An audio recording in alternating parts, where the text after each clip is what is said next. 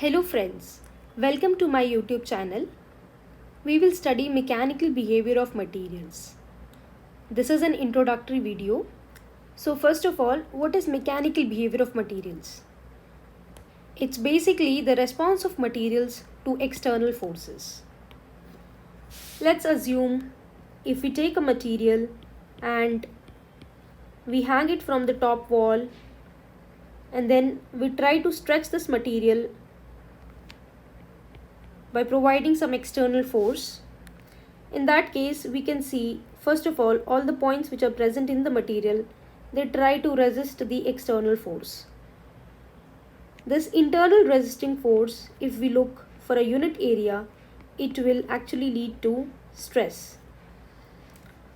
It's like if the material simply move with because of the external force, then there is no stress that are generated in the material. Same happens in our daily life. We can see if we simply listen whatever the external people are saying, it will not lead to any stress in our body. But if we resist their words, then in that case it can lead to stress at our body.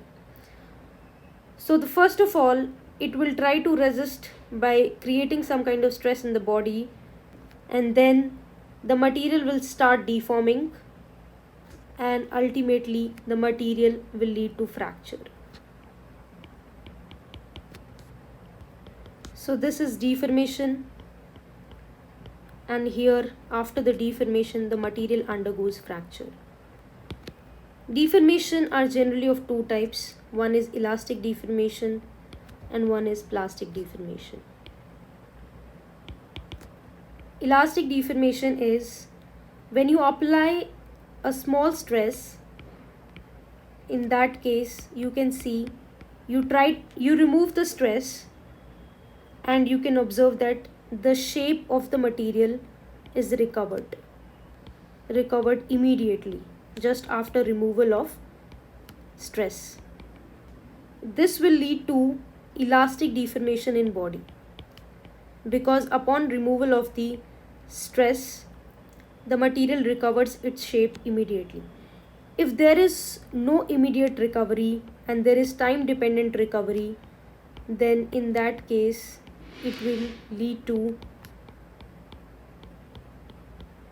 anelastic deformation or viscoelastic deformation. The examples are rubber, plastic. You can do similar experiment with the rubber and plastic and see if there is time dependent recovery. Now, if large stresses are applied on the material and upon removal of stress, after that the material do not recover its shape,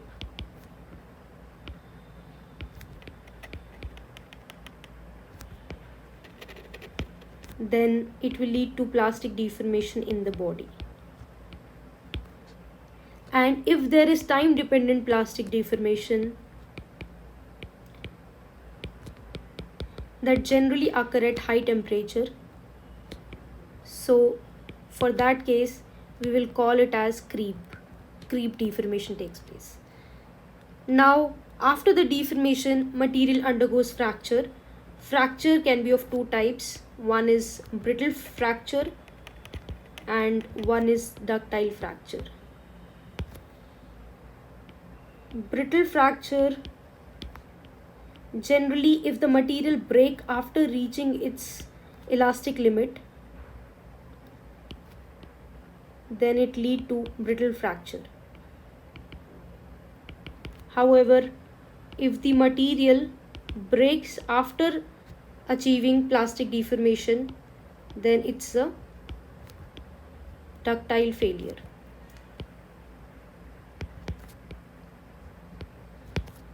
We should notice that these fracture, ductile and brittle fracture, it always occur at a critical value of load.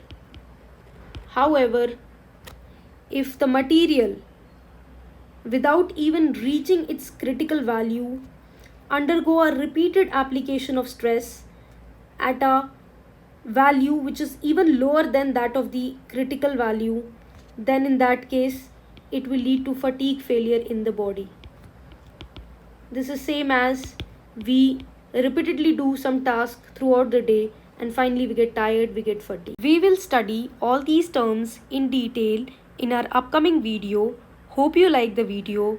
See you in next video. Goodbye. Enjoy your day.